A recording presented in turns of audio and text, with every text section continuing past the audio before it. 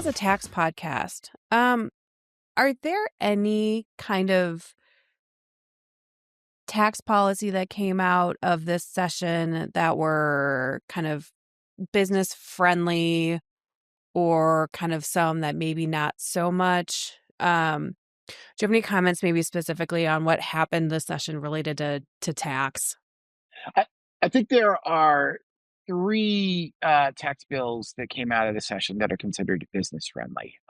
Two of them were expansions of existing taxes. One of them was a new tax credit. The expansion of existing taxes, one of them expands the taxes or the tax breaks for businesses that convert to employee ownership. This has been a pet project of Governor Polis. Really wants to see more retiring business owners sell their businesses to employees to kind of keep that ownership in here in the state of Colorado. And through two separate laws passed in 2021 and 23, you saw the establishment of tax credits for companies that do that. And this year, despite the budget crunch, they came back and they said, we're going to expand it in a couple of ways. We're going to actually allow nonprofit and for-profit businesses that help you go through this conversion to get tax breaks as well. I think that kind of lowers their prices and what they're going to charge you and inspires more people to do that. And we're also going to grow from 50% to 75% the tax credit for your costs in doing this. Now they wanted to grow the full pot, which is now going to be up to $3 million a year of these tax credits available. They wanted to grow it a little further than 3 million, couldn't get there because of the tax or because of the budget crunch. But that was a pro-business tax bill. They also expanded the advanced industries tax credit, and this is a tax credit that goes to folks who invest in 7 particular industries. These are industries like aerospace, bioscience, advanced manufacturing, energy, things that pay higher wages that are kind of considered to be on the cutting edge. And these are folks who are investing, not in giant aerospace companies, and not that anybody's out there, saying, here, Lockheed Martin, here's a $5 contribution. But these are folks who are investing in kind of startup companies, companies within the first 5 years of their existence that are not making a huge amount of money. And the advanced industries tax credit is said to have been really powerful for the companies that use it. There was a winery, for example, that came in and said 88% of our investors use this tax credit, and we don't think we'd get a lot of those without it. So they were able to, that was supposed to end after 2026. They're able to extend that through 2031 and also extend the tax credit even to people who are smaller owners of the company. That they could take advantage of it as well. And so there were a couple of tax bills that get through. The third one, and I say it's a pro-business tax credit, that depends who you talk to. It is a new tax credit that was passed this year, specifically to attract the Sundance Film Festival. Now, that's going to benefit one company, Sundance. It will also benefit smaller film festivals too. But the pro-business angle there, and the reason you saw a lot of chambers of commerce support that one, is because the idea of stealing Sundance from Park City, Utah, to bring to Boulder, which they announced they are coming, is going to be a boon for restaurants and retail shops and hotels and others in not just the Boulder area, but probably up and down the Front Range. And even, frankly, they think a lot of people who will come out to Sundance from other states will say, well, as long as I'm out here in January when the film festival happens, I'm going to stay, I'm going to ski, I'm going to do this, I'm going to do that. So they think it's going to be a big boost to the economy overall during one of the down seasons of the year. And they were able to do that with the tax credit. And so that was, that was not the sole reason Sundance is coming here, but that very likely sealed the deal for them coming here. Sundance announced after that tax credit passed on second reading in its second chamber that it was coming here. So so yes, there were.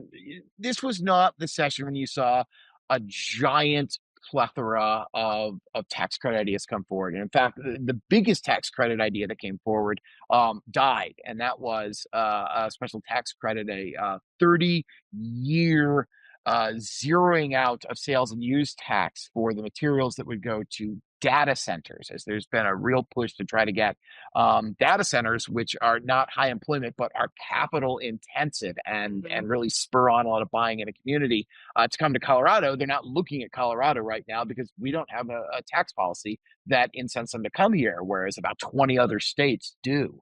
Yeah. But that one was going to cost a little bit more in terms of the budget, and that did not make it through, uh, largely for budgetary reasons, although environmentalists are not fans of data centers and they pushed back on it as well.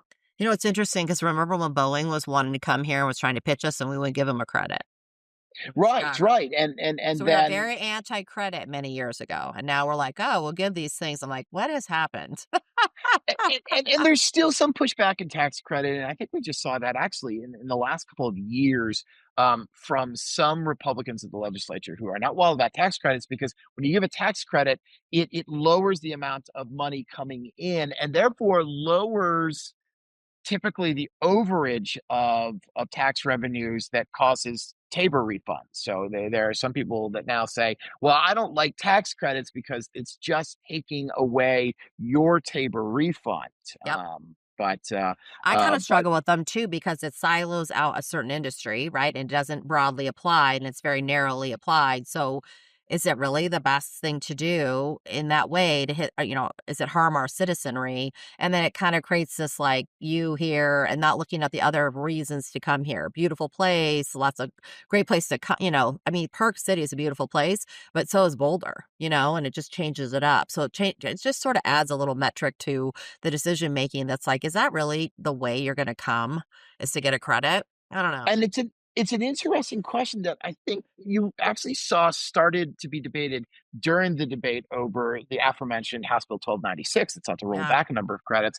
Is the sponsors, Representatives Yara Zokai and Lorena Garcia, came out and said, look, we offer tax credits to push our chosen policy. These are not just handouts that we want to give to businesses. We have tax credits because we want something to happen. For example, they argued the regional home office tax credit is there to specifically to boost the employment in the insurance Yep. industry in Colorado. Yes. And they Yes. were presenting numbers showing it's not doing that. So therefore, it's time we roll this back. Uh-huh. And so when you're saying, yeah, tax credits are picking winners and losers, common line at the Yes. Capitol, they are. I mean, well, they may not be picking losers, but they're sure picking winners. I Winners. mean, yeah, Yeah. the Sundance Film Festival tax credit technically benefits one organization, Yep. Sundance. But the idea is we can direct this tax policy in order for a different aim, which is to spur more spending and out-of-state visitation Mhm. during one of their down seasons along the Front Range. Which So, is kind of um, interesting with the commercial property and the Airbnb and the VRBOs, and we want to reclassify personal homes to commercial property and up their taxes because they're Airbnb versus used as a personal So we have a lot of policy conflicts in terms of that, especially in our mountain communities and certainly Denver. And they have very oppressive laws about renting out your home if you don't live in it. You can't just buy up housing and then just rent it out as an Airbnb as an investment. So that is in conflict with some of the bringing more tourists to the space. Yeah. and I'll tell you, I was very surprised in some ways that we did not see, especially with the budget deficit, more Yeah. efforts this year to revive that debate over should we charge people who own Airbnbs and other Yeah. such homes, should we charge them commercial property tax rates? Mhm. But I think it was because there was such a pushback against that last year that you How saw. do you Not how do you even supervise it? I mean, I don't even know if they manage the short-term rental licensure in Denver. How do they really oversee that? You can't You just buy a kind of have to house. trust people on that one there. I Yep. mean, unless you're going to knock on the door every day. Excuse me, do you live here? Really? How long do you live Correct. here for? I mean, Right. it's awful hard to do. So, Yep. yeah. Yeah, and the mountain communities have done all this legislation and then kind of oppression about who can, who can't. And I'm like, that is taking away your property rights. It's got to be unconstitutional. So it's a really interesting issue. And what they have learned, there's a short-term rental industry, I guess, that I've sort of paid attention to. And they've learned that bringing all that transitory guests creates so much economy. Like most of these homes in our mountain communities are not lived in full time. They never were. They were always a second home, mostly vacant. And if you bring in a local, you got way too much housing inventory for the infrastructure to support all those cars and drivers. They can't live there and get through town. So you want that transitory commerce coming in, getting a little use, and then leaving, spending all their money, having a great time, and leaving. So it's actually lowering the economic benefit of the Airbnb, VRBO type owners, and then you're going to oppress them even more by putting a bigger property tax on them, which I think is like kind of unfair to regular old people who bought a first home, want to rent it out, maybe leverage their asset that they loved, and now they bought another one, and it allows the human to make a little more money as opposed to corporate entities. So I don't know. It's kind of interesting, isn't it? Like the gig economy. It's a debate that I mean you kind of hit on it. I mean minus the part that supporters of raising those taxes say, well, you're also hitting our infrastructure. Park Hmm. County is the example I always point to, where the sheriff says, look, you have no idea how much more I have to go out to these rental houses than I do to the Yeah. people who live here year round. You're adding to the burden on wastewater, you're adding to the burden on Right. trash, things like But that. that lodging tax So is taxed so that you get lodging taxes so you can hire more people because you're getting a bigger theoretically, cut if they're yes. licensed.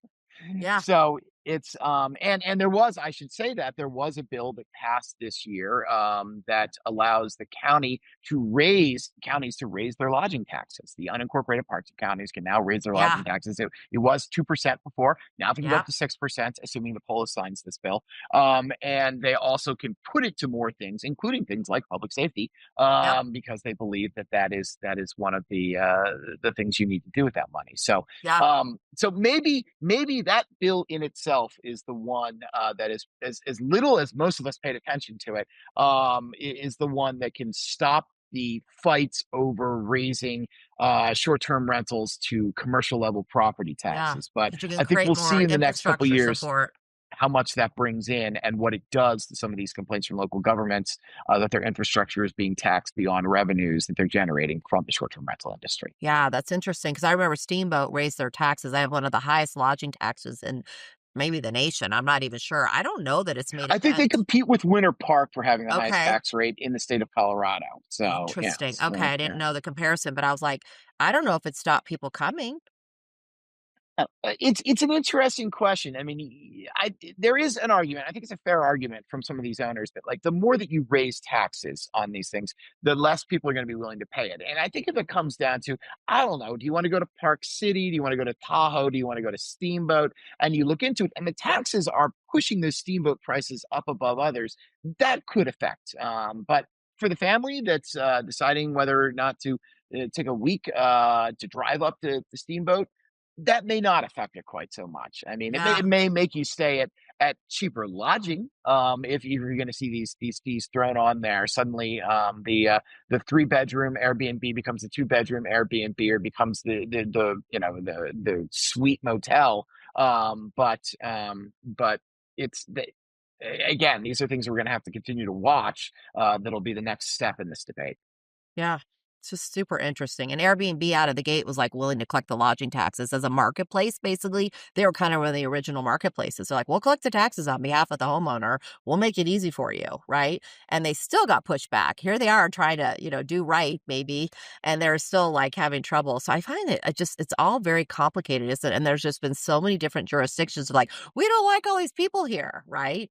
So, but it doesn't, if you don't That's have a whole people, you don't have question. Well, infrastructure, you don't have where to well eat. beyond tax. Yeah. Yes, but yeah, Yeah. the not in my backyard, my front yard, or anywhere around my yard movement has its Right. own separate logic. Yes. Mm. So do you think there were any bills maybe that were proposed this year, maybe potentially in the past, that would have been good for business that didn't go anywhere? And do you think maybe they'll come back up? Right? We've got HB 1296 with like the software that we know is going to come back around, you know, arguably bad for business, great for coffers, but that kind of the reverse of could have been good but didn't go anywhere. Um, And I'm looking over at a list of tax bills that our tax council, which Judy sits on, weighed in on this year. And I don't think there was a lot that was coming before the legislature that were good bills that didn't go anywhere. I think there are ideas percolating out there that we will see if they will go somewhere, but frankly have to wait until we're in a different budgetary situation, and that may not be for a couple of years. You start with something as simple as the data center tax break bill. That is going to have to wait until they find a different source of paying for it or to come back.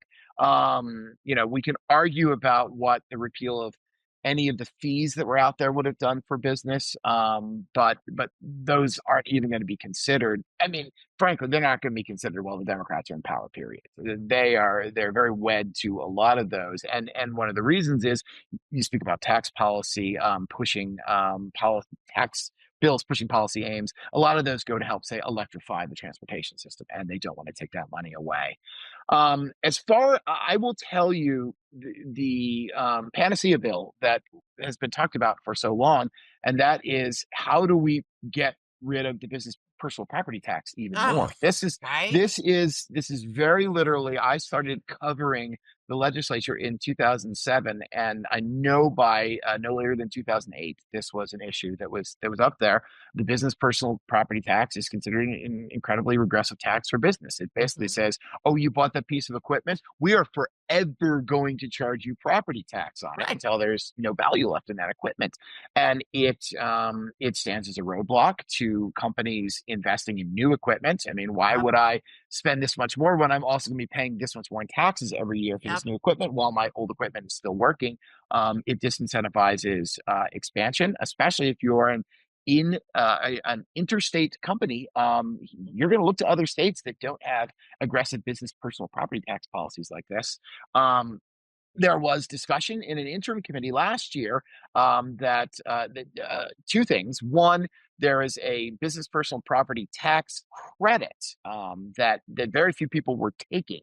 And so why don't we get rid of that? And a bill actually did get rid of that this year. But the discussion in the interim committee on tax policy went hand in hand with, but what we should do while we get rid of that credit that nobody uses is we should raise the exemption on the business personal property tax. And what that is right now, if you own $52,000 worth of business personal property, that could be machine equipment, it could be desks in your office, it could be cars your company drives, anything like that. If you own $52,000 or less of it now, you do not have to pay any business personal property tax. If you own $52,000 and 1 cent of that property, you do have to pay it. And you have to pay at the same rate that, say, an oil field giant who has tons of business personal property pays that.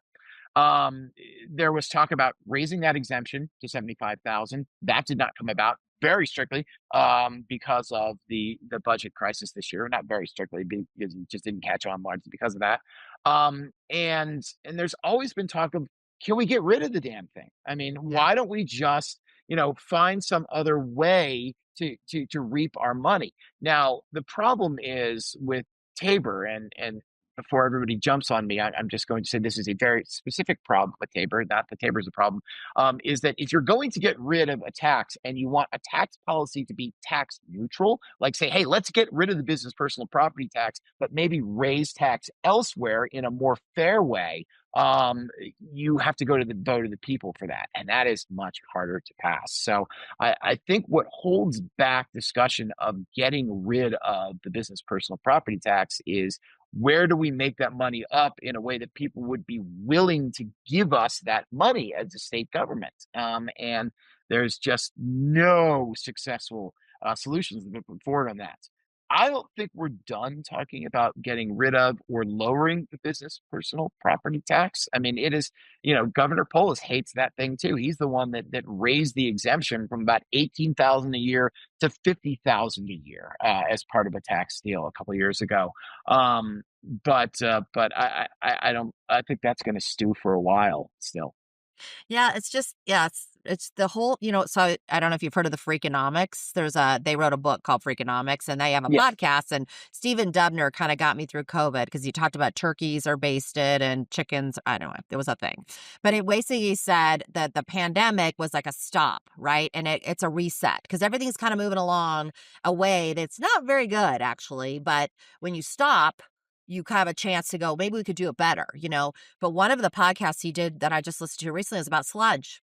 And I think government and legislators think they need to make laws. And instead of simplifying, they don't simplify, they make more laws, which, one of the women was basically the predecessors to Doge, which has existed to simplify government administration. And she said the intention was to kind of look at all the different systems and streamline all the things. And that was the federal government was trying to do that. But it's such a huge list of all the things they can't do.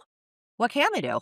Because there's so many rules. So I don't know. It's kind of interesting that we don't have that mentality of like simplification. We just keep adding more complexity to everything. Like I was saying, I thought I'm going to retire. I'm done. I cannot work when the delivery fee got enacted. I mean, I was whipsawed by that. I should have known that was going to happen.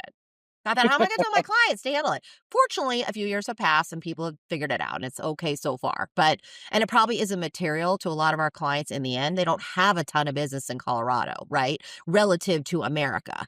But I just some of that stuff just doesn't seem very smart to put on the business community. I think that's a forgetful thing of like what it really takes to manage doing business in America. And how if you put so many rules on business, when do you make it obtrusive for small business to operate? When do I you mean, they make it don't so know. that, They just yeah, don't that they violate the rules right and left because they don't even know they exist. exactly. If you don't have an entire, departments looking over your accounting, it gets a lot harder. Yeah. Well, and as we wrap, is there anything that you think that was kind of really important that happened in this session that we should know about that we maybe haven't touched on? Oh, there's a ton, but I know that we're focused on tax policy here. I'll make the leap that if we're focused on tax policy, that businesses are continuing to be interested in it. And I think connecting this to what we were just talking about, JD, I think we're going to start seeing more of these debates over the little things that the average consumer does not know exists, but that are causing problems for businesses. And I'm going to Yes. go to one bill in particular, House Bill 1282, that was debated this time around. And House Bill 1282 had what seemed to be a simple premise. It said credit card companies can no longer collect fees. Credit card companies collect fees from companies that use credit cards based on credit card processing companies, I should say, collect fees from companies that use credit cards based on the overall amount of sales they have. And this bill said, but you can't include taxes or tips in those overall numbers that you collect fees from. And it actually rolled out of the gate, and everyone thought, "Oh, this is wonderful! It's going to help small retail. It's going to help restaurants." It passed its first committee by a vote of 11-2, and then it ran into banks and credit unions and credit card processing companies saying this is a violation of federal law. That actually banks are regulated federally, and you cannot step in and say they can't do these things. Now, the backers of the bill would come back and they would say, well, actually, we're not doing anything to banks. We're doing things to the credit card processing companies. But the banks typically tell the credit card processing companies, here's the fees you are going to charge. And it became this huge fight over what the state can and can't do, and how an effort to kind of, cut back on business costs is caught up in 17 other regulations at different levels of government. And that way, after passing, and I apologize, like, now I can't remember if it was 10-2 or 10-3 or 11-2, it got through its first committee. It died. It died because there were so many things that were laying on top of that debate. I think that's the kind of debate we're going to see in the future. That businesses are uh, having given up on the state getting rid of business personal property tax or doing something very sweeping that is going to improve the business atmosphere here. A business atmosphere, I should mention that, 4 or 5 years ago, we were consistently ranked in the top 5 states to do business. We are now down to the mid-teens and dropping.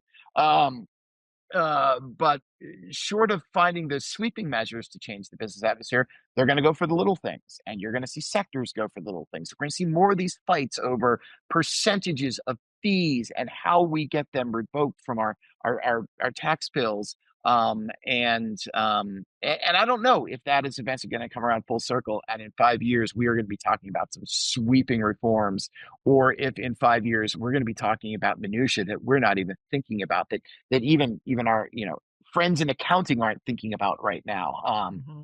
But I think that's the kind of thing businesses need to look out for, because even if it seems small, it can have a big effect on how they operate.